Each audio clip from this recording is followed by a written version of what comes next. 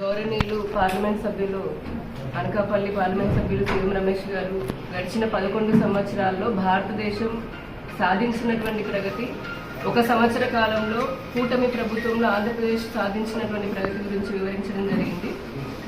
క్లుప్తంగా చెప్పుకోవాలి అంటే భారతీయ జనతా పార్టీ మూల సిద్ధాంతం అంత్యోదయ, అంటే కులానికి, మతానికి, ప్రాంతానికి అతీతంగా చిట్ట చివరి ప్రజల వరకు కూడా ప్రతి ఒక్క దేశ ప్రజలకి సంక్షేమ ఫలాలు, అభివృద్ధి ఫలాలు కూడా సమానంగా అందాలి అని చెప్పని భారతీయ జనతా పార్టీ మూల సిద్ధాంతం. అది ప్రధానమంత్రి గారు 2014లో మొదటగా ఆయన సంతకం చేసిన తర్వాత ఈ దేశ ప్రగతికి 4 స్తంభాలు అని చెప్పని, దాంట్లో మహిళలు, యువత, రైతులు, శ్రామికులు, ఈ 4 వర్గాల ప్రజలు ఎవరైతే ఉన్నారో వారితో పాటు బడుగు బలహీన మధ్యతరగతి ప్రజలు, అలాగే స్వయం ఉపాధిని ఎంచుకునేటటువంటి యువత, వ్యాపారస్తులు, ఇలా అన్ని వర్గాల ప్రజలు కూడా ఎప్పుడైతే వారి జీవన ప్రమాణాలను మెరుగుపరుచుకుంటూ వారు ఆర్థికంగా, సామాజికంగా అన్ని విధాలుగా అభివృద్ధి చెందుతారు, అప్పుడే భారతదేశం అభివృద్ధి చెందుతుందని ఆ రోజే నమ్మారు.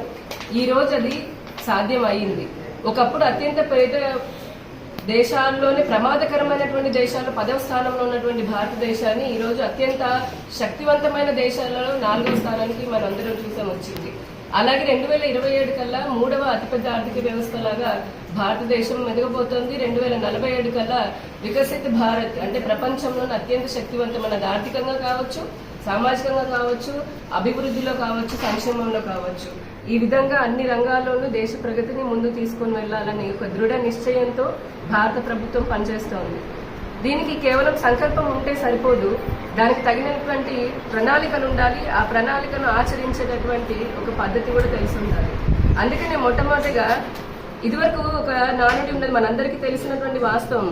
గతంలో ఉన్నటువంటి కేంద్ర ప్రభుత్వాలు ఒక 10 రూపాయలు కింద ఉన్నటువంటి రాష్ట్రాలకి, ప్రజలకి ఇస్తూ ఉంటే అందులో 15 పైసలు మాత్రమే వచ్చేవి.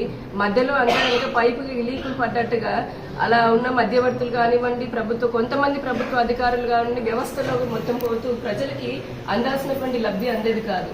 కానీ ఇప్పుడు డైరెక్ట్ బెనిఫిట్ ట్రాన్స్ఫర్ అంటే నేరుగా దాదాపు మనకి 50 కోట్ల మందికి పైగా జనరల్ అకౌంట్లు, అంటే బ్యాంక్ అకౌంట్లు 0 రూపాయకి అకౌంట్లను ఓపెన్ చేయించి అందులోనే ప్రభుత్వ లబ్ధి, అది పథకాల రూపంలో కానీ నేరుగా ధన రూపంలో కానీ ఇవ్వడం ద్వారా ఎటువంటి అవినీతికి మధ్యలో ఉన్నటువంటి మధ్యవర్తుల యొక్క దానికి లేకుండా పోయింది. అక్కడ 100 రూపాయలు పంపిస్తుంది, ఇక్కడ 100 రూపాయలు పూర్తిగా ప్రజలకు అందేటటువంటి వ్యవస్థ ఏర్పాటైంది. అలా ఇందాక ఇన్ఫ్రాస్ట్రక్చర్ గురించి చెప్పారు. ఈ రోజున అత్యంత పటిష్టమైనటువంటి, సౌకర్యవంతమైనటువంటి ఆధునికతని సంపాదించుకున్నటువంటి ఇన్ఫ్రాస్ట్రక్చర్ మనకుంది. ఎందుకు ఇందాక నేను అనకాపల్లి రైల్వే స్టేషన్ చూశాను, 27 కోట్లతో రైల్వే స్టేషన్ అభివృద్ధి చేస్తున్నారు. అసలు అంటే అనకాపల్లినే కాదు, మన రాష్ట్రంలో చూస్తే అమృత్ స్టేషన్ల కింద ఎన్నో స్టేషన్లని ఊహించినటువంటి అభివృద్ధి మనం చూస్తున్నాం. అలానే నేషనల్ హైవేలు ఇప్పుడు రోడ్లు వస్తుంటే కనుక నిజంగా భారతదేశంలోనే ఉన్నామని అనిపించడం అతిశయోక్తి ఏమీ కాదు. అండ్ రైళ్లు ఎంతో మన అనకాపల్లి గురించి మాట్లాడుకోవాలంటే దాదాపు 4,730 కోట్ల రూపాయలతో 3వ లైన్ కూడా రైల్వే లైన్ ని వేయడం జరుగుతోంది. అలాగే 2,500 కోట్లకి పైగా నేషనల్ హైవేస్ ఒక్క జిల్లాలోనే ఇవ్వడం జరిగింది. 81,000 మంది పేదలకి ఆవాస్ యోజన కింద మన జిల్లాలో ఇల్లు ఇవ్వడం జరిగింది, శాంక్షన్ చేయడం జరిగింది. అలాగే 250 కోట్లకి పైగా అమృత్ పథకం కింద మన జిల్లాకి లబ్ధి పొందే విధంగా నిధులు కేటాయించడం జరిగింది.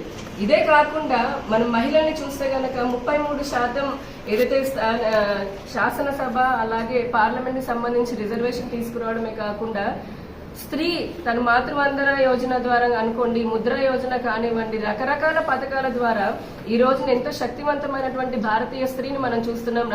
దేశానికి రాష్ట్రపతి ఈ రోజున ఒక మహిళ, ఎంతో గర్వకారణం అది. ఒకప్పుడు మహిళల్ని చిన్న సర్పంచ్ ఏదైనా చేయాలంటే కూడా మహిళలు మీరేం చేస్తారు అన్న పరిస్థితులు ఈ రోజు మొట్టమొదటిగా డిఫెన్స్ వ్యవస్థలో కూడా మహిళల్ని తీసుకుని వచ్చింది. అలాగే యువతకైనా సరే ఈ రోజున నరేంద్ర మోదీ గారు అన్నారు అమృత్ పీది అని చెప్పాను. అంటే ఒక శక్తివంతమైనటువంటి యువ భారతం ఉన్న ఒక ఫేస్ లో జనరేషన్ లో మనం ఉన్నాము, టెక్నాలజీని అందుకుంటూ ఉన్నాము. అటువంటి యువతకి ఒక మంచి వాతావరణం కల్పించాలి. అవకాశాలు ఎలా వస్తాయి? దానికి తగినటువంటి వనరులు ఉండాలి. ఉన్న వనరులను సక్రమంగా వినియోగించుకోగలగాలి, లేకపోతే వనరులని కల్పించగలగాలి. ఈ మూడింటిని, అంటే ఈ ఎన్వైరన్మెంట్, ఈ వాతావరణాన్ని సృష్టించడం కోసం దాదాపుగా స్టార్టప్ల కోసమని మన దేశంలో ఎంతో సంస్కరణలు తీసుకొని వచ్చారు. ఈ రోజున 1.5 లక్షలకు పైగా స్టార్టప్లు ఉన్నాయి. ఇదే కాకుండా మన చట్టాలు, పాతబడినటువంటి చట్టాలు దాదాపు ఒక 1500 చట్టాలని వ్యాపారానికి సంబంధించి అవన్నీ రద్దు చేసి ఈజ్ ఆఫ్ డూయింగ్ బిజినెస్ లో ఎంతో ప్రపంచ దేశాలు కూడా బాగా నమ్మకం కలిగించే విధంగా మనం సంస్కరణలు తీసుకురావడం వల్ల $1 ట్రిలియన్ FDIలు, ఫారెన్ డైరెక్ట్ ఇన్వెస్ట్మెంట్స్ మన దేశానికి రావడం జరిగింది. తద్వారా ఎన్నో లక్షల మందికి ఉపాధి దొరికింది.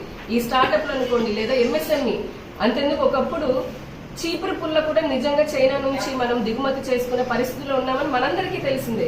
కానీ ఈ రోజున వందే భారత్ రైలు కానివ్వండి, అంతకు మించినటువంటి మిసైళ్లు కానీ, ఇటువంటి వ్యాక్సిన్లు కూడా మన దేశంలో తయారు చేసి మిగతా దేశాలకు పంపించే స్థితికి మన భారతీయ పరిశ్రమ ఎదగడం అనేది నిజంగా అందరం గర్వించాల్సినటువంటి సందర్భం ఇది.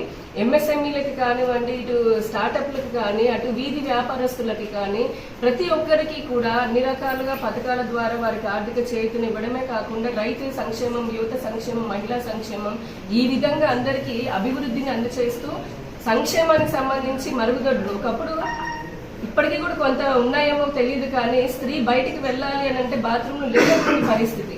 అంటే స్త్రీకి ఆత్మాభిమానం కూడా కొరవడినటువంటి పరిస్థితులు దేశంలో ఉండేవి. ఇప్పుడు 12 కోట్లకు పైగా మరుగుదొడ్లు కట్టించడం ద్వారా, అలానే వారికి ఉచిత గ్యాస్ ఇవ్వడం ద్వారా, గ్యాస్ పొయ్యిని అందించడం ద్వారా, ఇలా రకరకాలుగా ఎన్నో సంక్షేమ పథకాలు తీసుకురావడం వల్ల సామాన్య పేద ప్రజల యొక్క జీవన ప్రమాణాలు మెరుగుపడ్డాయి. ఇలా మనం చెప్పుకుంటే ప్రతి ఒక్క రంగం, మొన్నే చూసాం మనం, మధ్యతరగతికి సంబంధించి 12 లక్షల వరకు కూడా ఆదాయ పన్ను సున్నా చేశారు. అలానే ఇప్పుడు వ్యాపారస్తులకు సంబంధించిందా చెప్పినట్టుగా GSTని తీసుకొచ్చారు. ఉగ్రవాదాన్ని తరిమి వేయడం కోసం అని చెప్పని నల్ల నోట్ల రద్దుని చేశారు. అలాగే అవినీతిని పారద్రోలడానికి ఆ పెద్ద నోట్ల రద్దు అనేది చాలా కీలకంగా మారింది. మరి దేశంలో జరుగుతున్నటువంటి అంతర్గతంగా ఉన్నటువంటి ఉగ్రవాదం కానీ, తీవ్రవాదం కానీ కూకటి వేళ్లతోటి పకిలించి పారేశారు.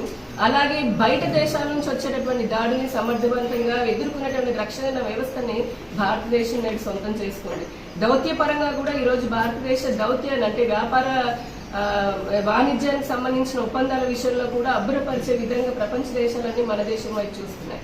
దీని అంతటికీ కారణం అంటే ఒకటి, కమిట్మెంట్ తో పనిచేసేటటువంటి ప్రభుత్వము, ప్రజలకి ఖచ్చితంగా మనం సేవాభావంతో ఒక సుపరిపాలన అందించాలనేటువంటి లక్ష్యంతో ఉన్నటువంటి ప్రభుత్వం కాబట్టి అది ప్రజలు, అందులో ఇది కేవలం ప్రభుత్వం గొప్ప కాదు, 140 కోట్ల ప్రజల యొక్క భాగస్వామ్యం. మేము గర్వంగా చెప్తున్నాం, ఈ 11 సంవత్సరాల మా భారతీయ జనతా పార్టీ లేదా కూటమి ప్రభుత్వం ఇన్ని సాధించగలిగిందంటే అది ఖచ్చితంగా 140 కోట్ల మంది ఇచ్చినటువంటి ఆశీర్వాదం, వారి భాగస్వామ్యం అని చెప్తున్నాము. ఇది ముందుకు తీసుకుంటూ ఇందాక అనుకున్నట్టుగానే భారతదేశాన్ని, అలాగే మన రాష్ట్రాన్ని కూడా వికసిత ఆంధ్రప్రదేశ్, వికసిత భారత్ ఏదైతే ఈ లక్ష్యంతో ఎత్తున్నామో అది నెరవేర్చే క్రమంలో భారతీయులు, మన రాష్ట్ర ప్రజలందరూ కూడా భాగస్వామ్యం ఇప్పటికే అవుతున్నారు, మరింత కూడా అవ్వాలి అని చెప్పని మేము కోరుకుంటూ ఈ అవకాశం ఇచ్చినందుకు పెద్దలందరికీ ధన్యవాదాలు తెలుపుతూ భారత్ మాతా కీ జై.